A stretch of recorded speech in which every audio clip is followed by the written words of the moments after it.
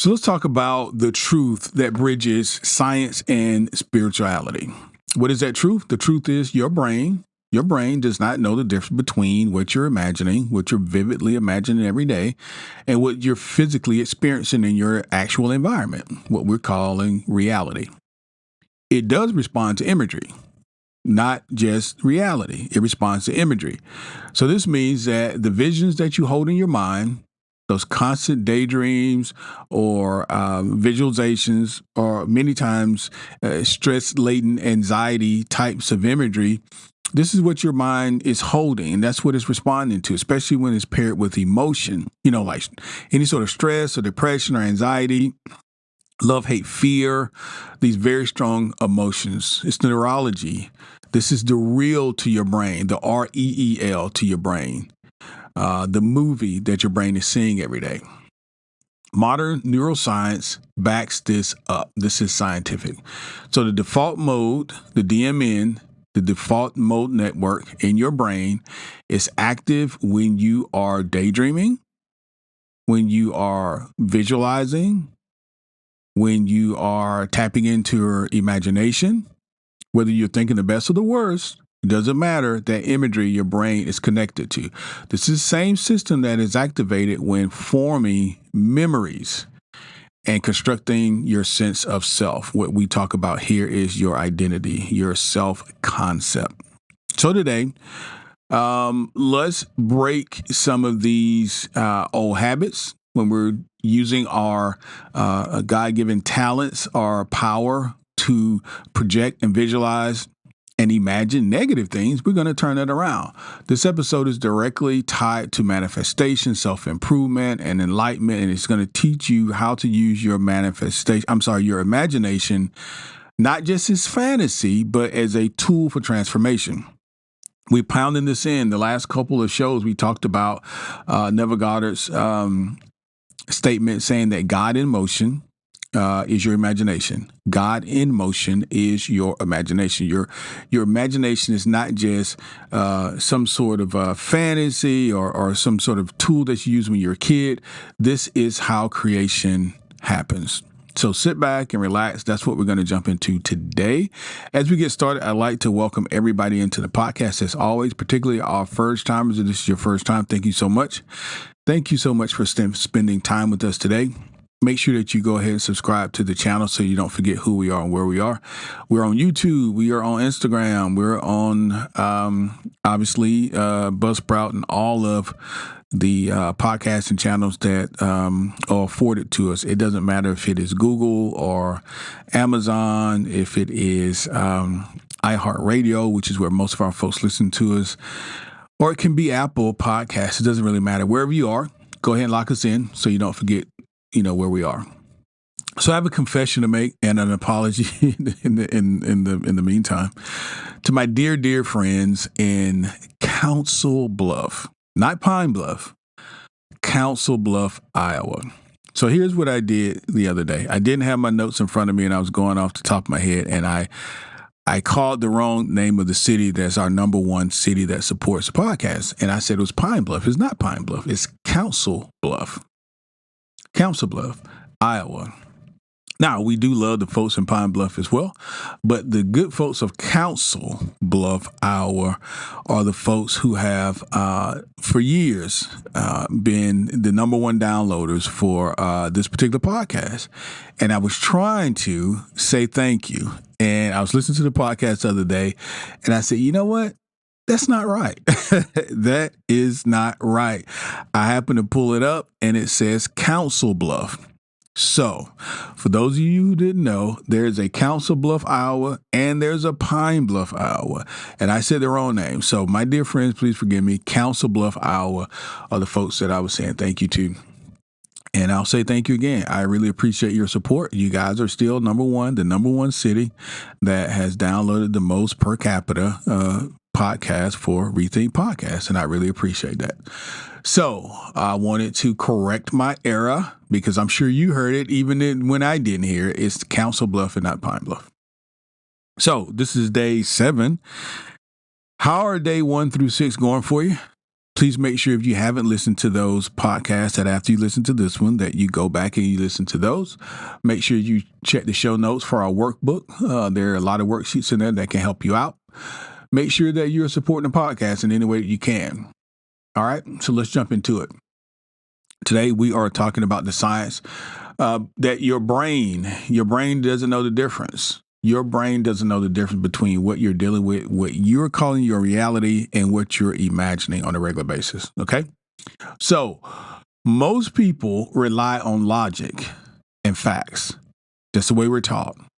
That's kid stuff, your imagination, put that to the side. Let's talk about facts. This is what's happened in the past. This is what people do. This is what science said, And so we're taught to minimize our imagination, but maximize the use of science and facts and things like that. If you're constantly reacting to your current circumstances instead of imagining new ones, then you keep recycling the same results. I can't tell you how many books I've read and how many different types of media I've ingested at some point that suggested this is correct. That your imagination, the next steps are important.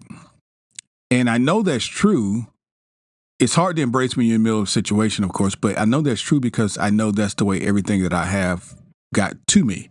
My wife, my home, my kids, everything was first imagined. If you think about it long and hard enough, that's the way it got to you as well.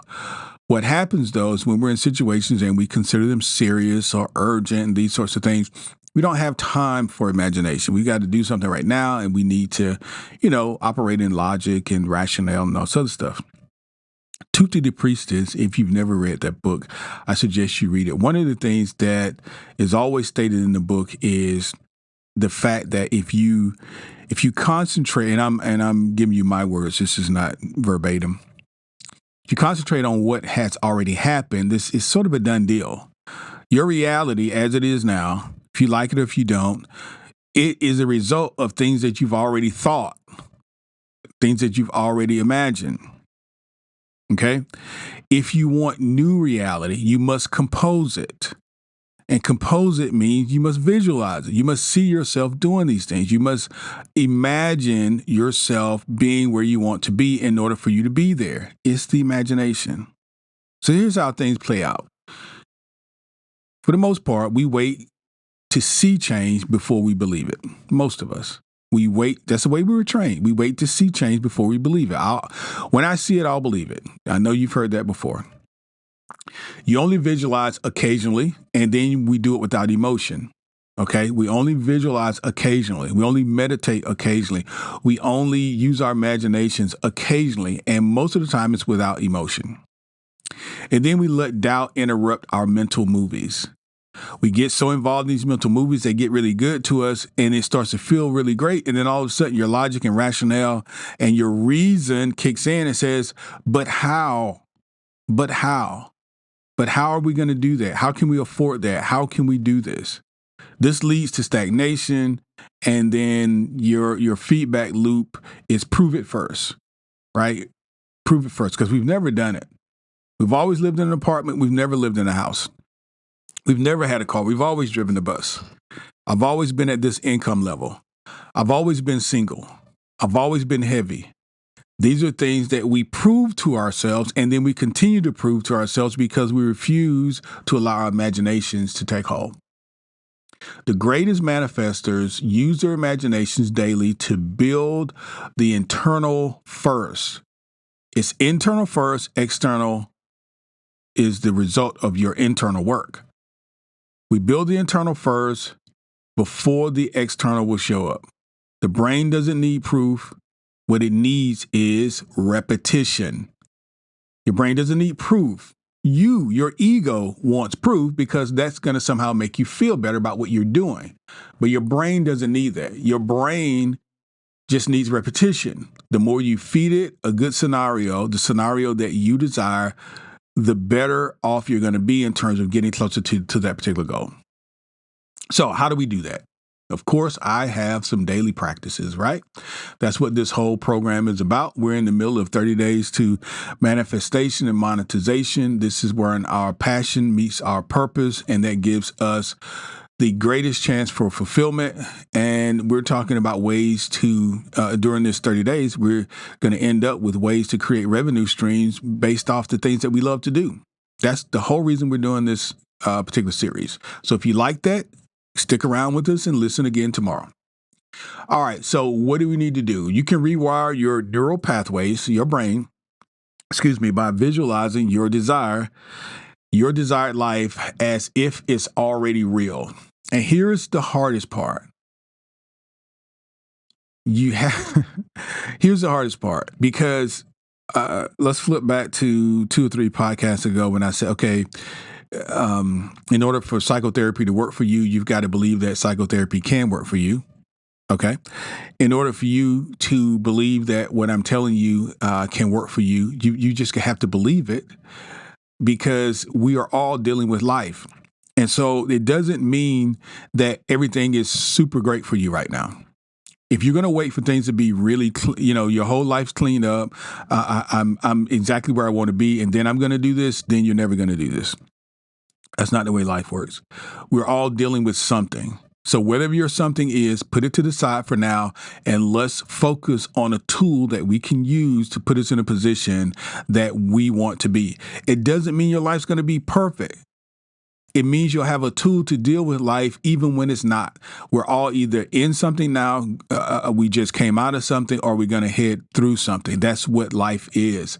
And these growth mechanisms, these obstacles or challenges or opportunities, if you will, are always positioned for us to go to higher and higher levels. Why?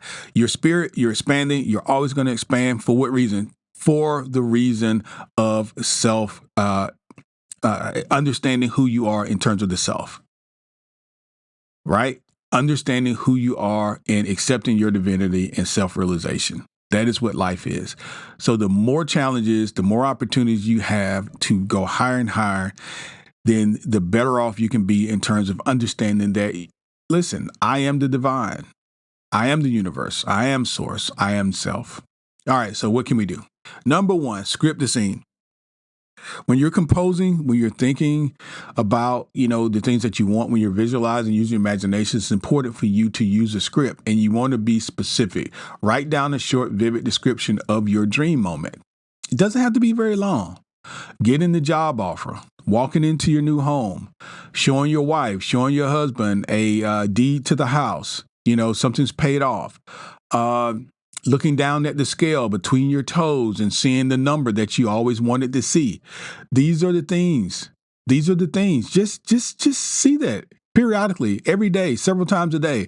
I weigh 145 pounds. If that's your goal right now, you're 245. But I keep seeing 145 on my scale. Well, keep seeing it. Keep seeing it. Keep seeing your toes. You know what your toes look like? You know what your scale looks like.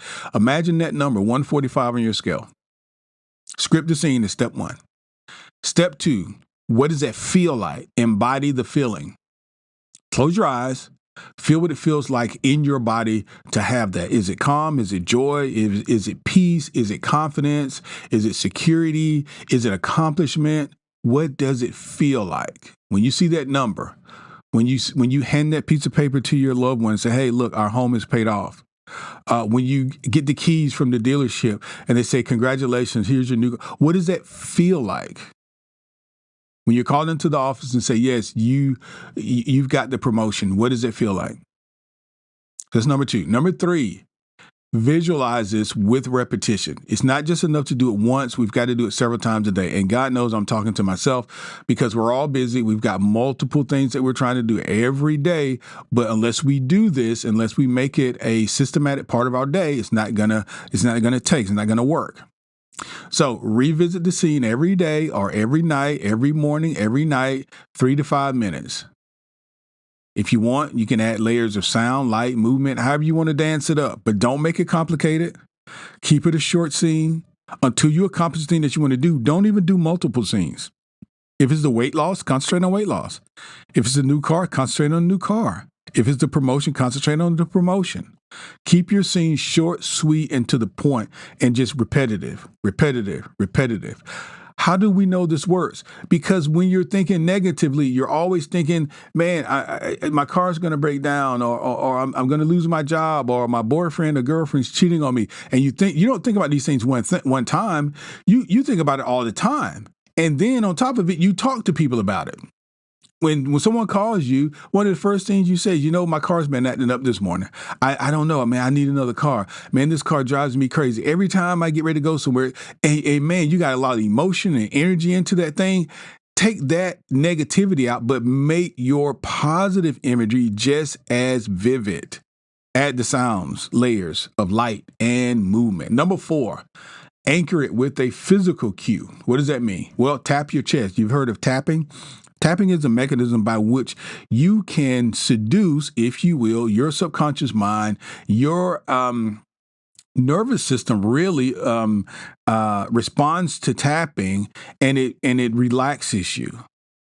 You can tap yourself. You can tap your chest. Or if I have crystals too, you can have a crystal. You can light a candle. You can burn a candle during the day.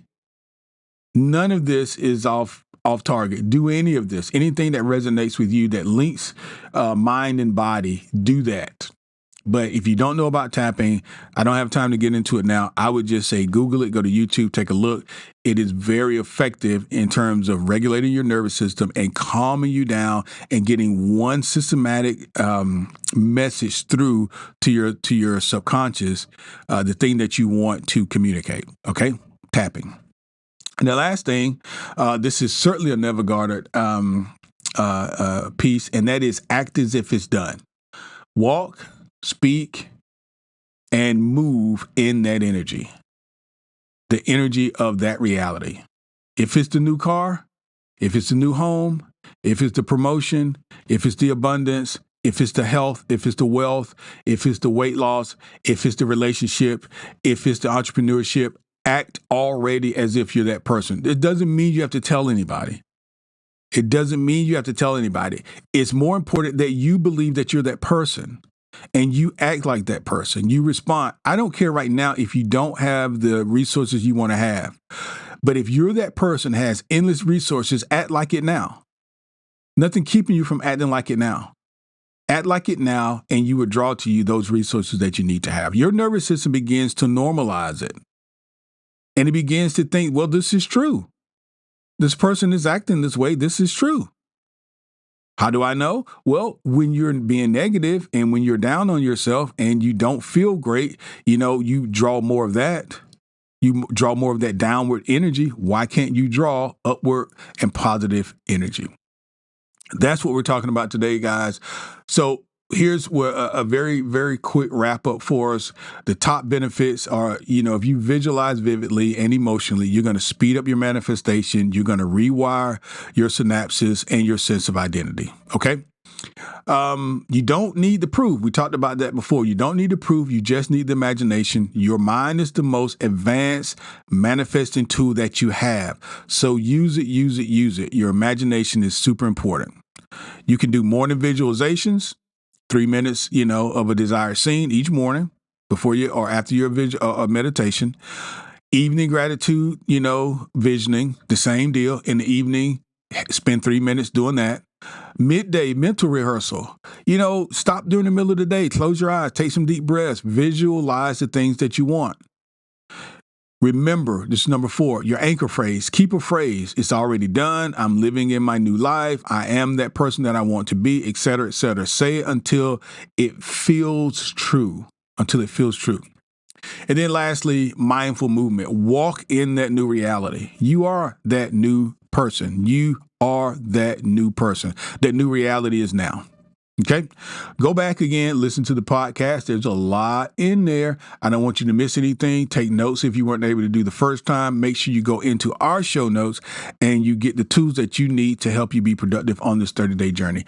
Thank you guys so much for being a part of the podcast. I really do appreciate you. Come back tomorrow. We'll have another, we'll be on day 8. And day 8, we are talking about, where am I? Are you available for what you want? That's what we're talking about tomorrow on day 8. Thank you guys. Talk to you then.